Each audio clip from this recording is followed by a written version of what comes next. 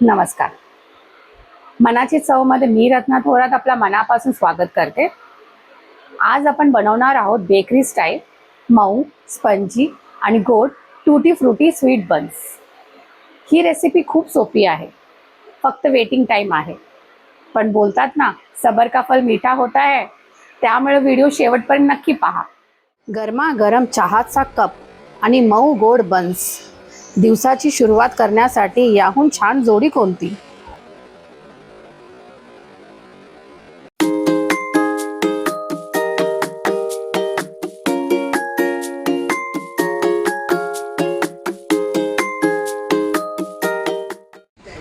Buns बनवण्याकरता हे measuring cups घेतले आहेत. चला तर आपला गोड बन बनवण्याचा जो प्रक्रिया आहे तो वेगवेगळे स्टेप्स मध्ये आहेत. तर पहिला स्टेप जो आपला असणार आहे तो ईस्ट ऍक्टिव्हेट करावा लागेल आपल्याला. हा ईस्ट आहे, हा खसखस सारखा दिसतो आपल्याला, तर हा ड्राय ईस्ट ह्याला बोललं जातं. आपला हा दुकानात आपल्याला सहज भेटून जाईल किंवा आपण ऑनलाईनही ऑर्डर करू शकता. तर या ईस्टमुळे पावाला जो आहे एक फ्लफीनेस, जरा मऊ, आणखी खूप सुंदर सुगंध येतो. तर आपण कधी बेकरीच्या आजूबाजूला गेला असेल तर आपल्याला तो वास बेकरीचा एक येत असेल, जिथे पाव वगैरे आपले बेक्ड होतात, तर तसंच तो वास या ईस्टमुळे मोस्टली येतो. ठीक आहे. आणि आपल्याला अर्धा कप लागणार आहे कोमट पाणी. तर हे आपल्याला सगळं मिक्स करायचं आहे 10 मिनिटाकरता. आणि आपला जो नेक्स्ट स्टेप आहे तो आपल्याला ईस्ट ऍक्टिव्हेट झाल्यानंतरच घ्यायचा आहे. जर आपली ईस्ट ऍक्टिव्हेट होत नाही आणि ती फुलत नाही तर आपल्याला तो ड्रॉप करावा लागेल आणि आपल्याला चांगली ईस्ट परत मागून तो नवीन स्टेप करावा लागेल. चला, अर्धा कप पाणी,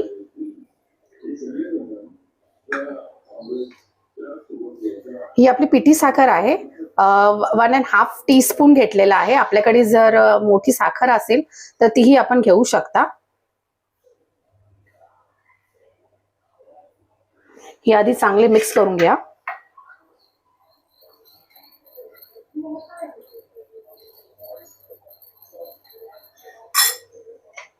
त्याच्यानंतर आपण हे 1.5 टीस्पून ईस्ट ह्यात टाकत आहोत.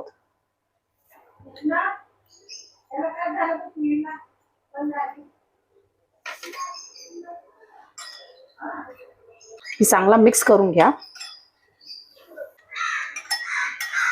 आता हे आपल्याला 10-15 मिनिट ठेवावं लागेल. चला तर आपण ईस्ट बघून घेऊया. छानपैकी आपली ईस्ट फुललेली आहे. आता आपण नेक्स्ट आपला प्रोसेस जो आहे त्याच्याकडे जाऊ शकतो. आपला जर ईस्ट ऍक्टिव्हेट झाला असेल तर आपल्याला नेक्स्ट स्टेपला जायचं आहे. आपला ईस्ट आपण पाहिला की छान ऍक्टिव्हेट झालेला आहे. तर आता आपण दुसरा स्टेप घेत आहे. तर दुसऱ्या स्टेप मध्ये आपण आपला एक दुसरा पाणी तयार करत आहोत. तर हा 1/4 पाणी आहे, कोमट पाणी घेतलेलं आहे.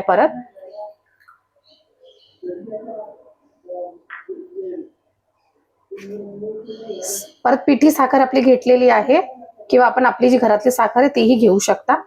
तर ही आहे 1/4 कप.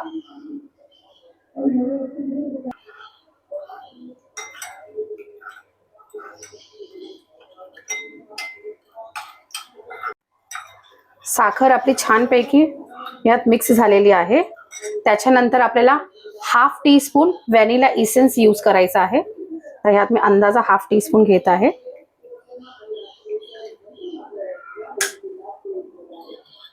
तो हा आहे आपला सेकंड मिक्सचर ऑफ वॉटर जो आपण तयार केलेला आहे. आता ह्याला पण एका साईडला ठेवूया आणि थर्ड स्टेप जो आहे आपला डो रेडी करायचा त्याच्याकरते वळूया. हा आता आपला थर्ड स्टेप आहे. आता ह्यात आपल्याला डो लावायचा आहे. तर त्याच्यासाठी आपल्याला 2 कप मैदा लागेल, किंवा आपण 240 ग्राम मैदा घेऊ शकता. आणि ते आपल्याला चाळून घ्यावा लागणार. हा 2 कप मैदा आहे. 1 टेबलस्पून आपला मिल्क पावडर, 1/2 टीस्पून हा आपला मीठ आहे, हे आपण चाळून घेत आहे.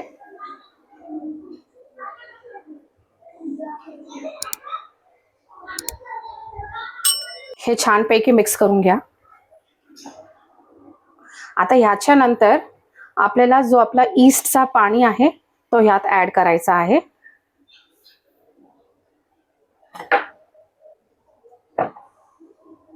हा आपला ईस्टचा पाणी, हे ऍड केल्यानंतर जरा मिक्स करून घ्या.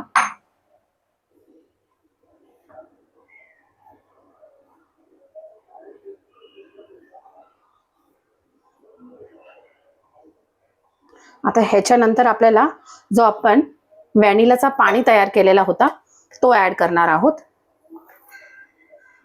हा आपला व्हॅनिलाचा पाणी आहे, तो पण ऍड करत आहे. डो आपण हातानेच नीट करा, मळा, त्याच्यामुळे ते चांगला मिक्स होईल.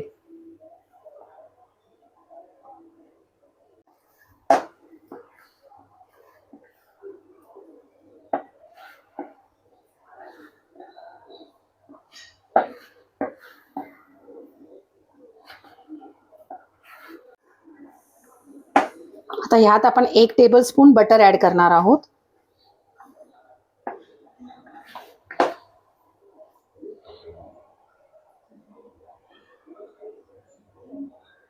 हा 1 टेबलस्पून बटर आहे.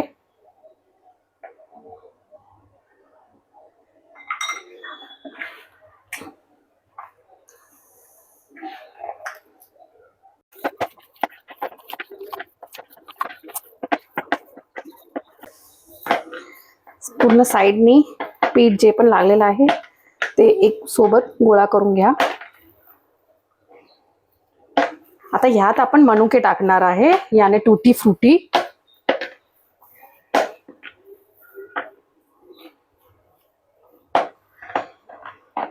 आता यात थोडेसे मनुके टाकते. 2 टेबलस्पून आपले मनुके यात आपण टाकणार आहोत.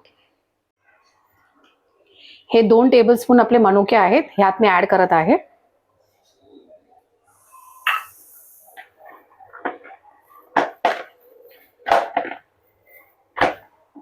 हे छानपैकी मळून घ्या, जेणेकरून आपला जो टूटी फ्रुटी पण आहे तो प्रत्येक जागेला मिक्स होऊन जाऊ. हा आता 1 टीस्पून आपण ऑइल घेणार आहोत आणि बोलच्या साइडने आपण ऍड करणार आहोत आणि परत एकदा पीठ मळणार आहोत.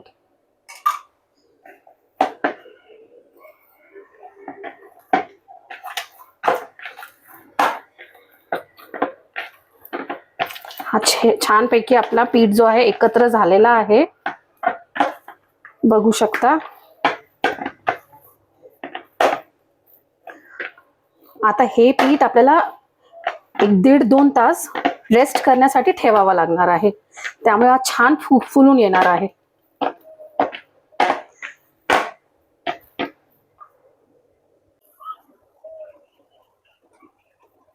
तर छान आपला गोळा जो आहे तो आपण तयार केलेला आहे. आता हे आपण रेस्ट करण्यासाठी ठेवणार आहोत. मी वर जरासा तेल लावत आहे.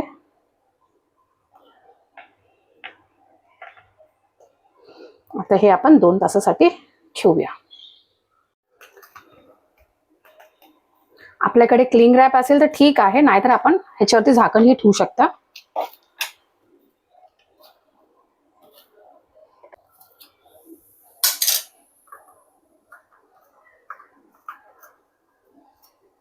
चला, आता हे 2 तास रेस्ट करण्यासाठी आपण ठेवत आहोत.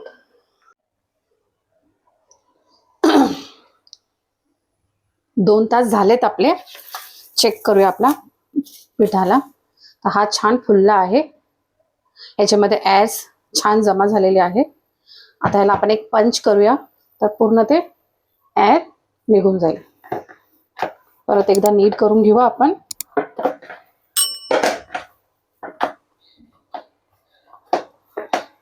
हे परत एक 5 मिनिटासाठी चांगलं मळा. गोळा आपला छान मळून झालेला आहे. आता ह्याला आपण डस्टिंग करून ह्याचे गोळे बनवून घेऊया. थोडासा आपल्याला मैदा लागणार आहे डस्टिंग करता.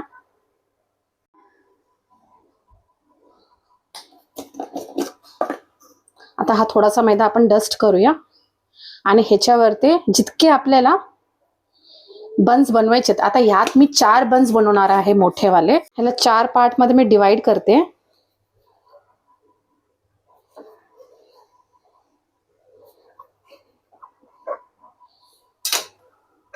हे आपले 4 बन्स.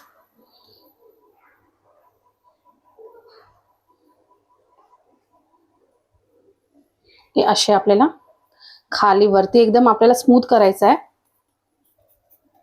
आणि खाली सगळा जमा करून हे गा वरती एकदम स्मूथनेस येतोय. असा हा करून आपल्याला एका ट्रे मध्ये ह्याला ठेवावा लागणार. हा ग्रीसिंग करून मी ट्रे घेतलेला आहे. आता ह्यात मी 3 गोळे ठेवणार आहे बन्सचे आणि एक गोळा आपण जो आहे गॅसवरती स्टोव वरती तो बनवणार आहेत. तर आपण स्टोव वरती आणि ओव्हन मध्ये दोन्हीही ह्याच्यामध्ये आपले बन्स कसे तयार होतील हे आपण बघून घेऊ. तर आता मी 3 गोळे आपल्या या ट्रे मध्ये ठेवते जे आपल्या ओव्हन मध्ये जाणार आहे आणि एक आपला बन मी ठेवणार आहे गॅसवरती. ठीक आहे.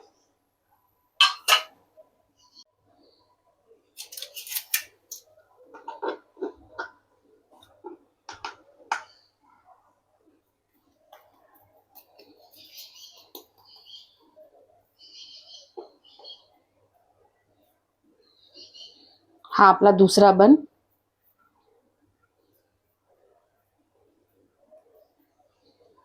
थोडा डिस्टन्स करून ठेवा कारण हे फुलतील.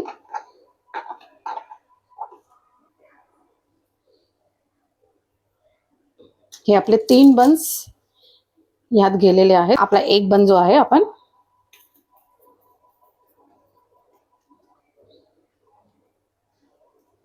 हे आपण ह्याला आपण थोडा डस्ट करून हा ही बन आपला ठेवला आहे. आपली दोन्ही ट्रेस तयार आहेत. हा आपला ओव्हन मध्ये जाणार आणि हा आपला आपण गॅसवरच बनवणार आहोत. आता हे अर्ध्या तासासाठी आपल्याला रेस्ट करता परत ठेवावा लागेल कारण ह्याच्यामध्ये एअर परत जमा होईल, त्याच्यामुळे ते छान फ्लफी होतील. तर ह्याच्यावरती आपण एक ओला कपडा म्हणजे साधारण आपला कॉटनचा ओला कपडा हलका ओला करून ठेवणार आहोत.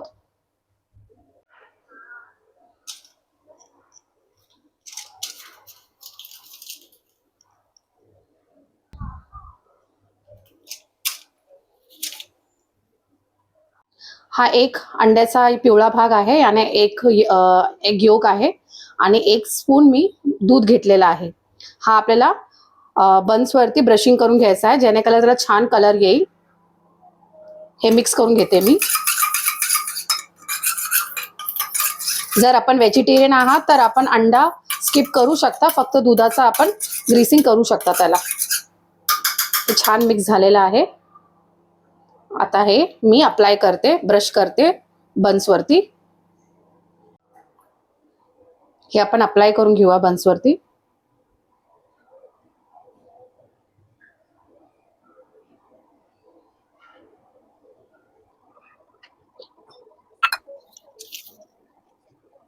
हे छान आपण अप्लाय करा तर छान कलर आपल्याला वरती दिसेल.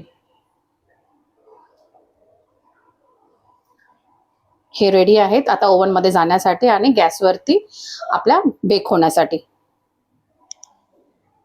हे छान आपले ब्रशिंग करून रेडी झालेले आहेत. आता ह्यावरती आपण थोडे थोडे मनुके ठेवूया.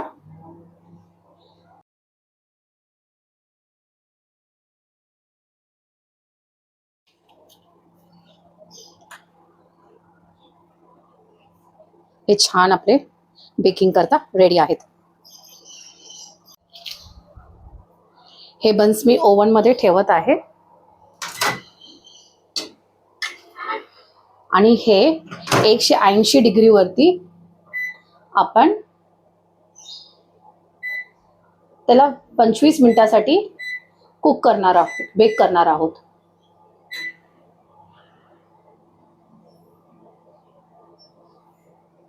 आपला भांडाही प्रीहीट झालेला आहे. आता हे आपण त्याच्यावरती ठेवत आहोत. मी खाली रिंग ठेवलेली आहे आणि ह्याला आता आपण कव्हर करत आहोत. हे पण आपण 20-25 मिनिटानंतर याला पण आपण पाहूया.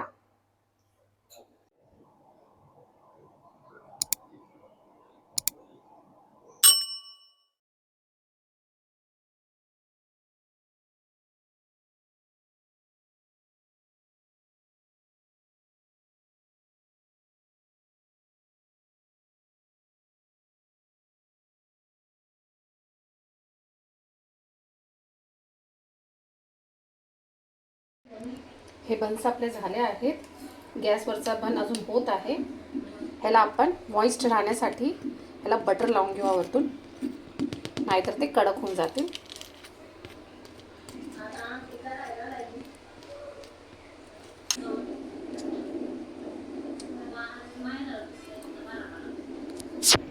हे आपण वरतून बटर लावलेलं आहे.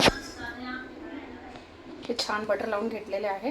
हे अर्धा तासासाठी आता थंड होण्यासाठी ठेवू आपण. हे छान असं झाकून ठेवूया म्हणजे ते मॉइस्ट राहतील.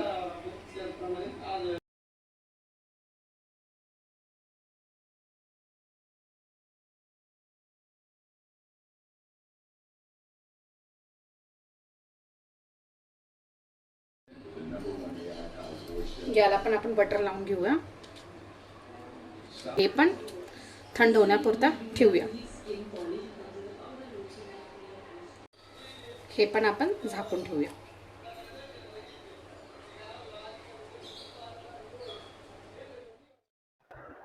आपले दोन्हीही बन्स छानपैकी तयार झालेले आहेत. आणि हे बघू शकता आपण, छान जाळीदार जो आहे आपला बन दिसत आहे, जो आपला गॅसचा आहे.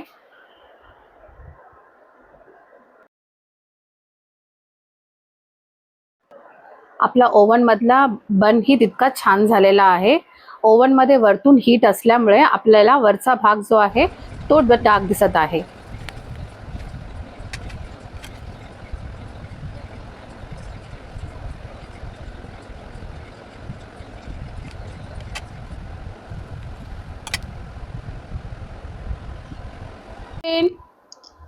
आज तुला मी माहिती काय बनवली आहे? बनपाव. बनपाव. बघ ना, खाऊन बघ ना.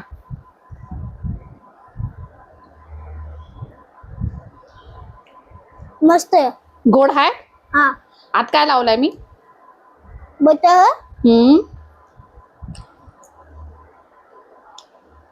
चेरी. चेरी. चेरी नाही आहे त्यात, ते टूटी फ्रुटी आहे. तुला आवडला ना? हा. थँक्यू.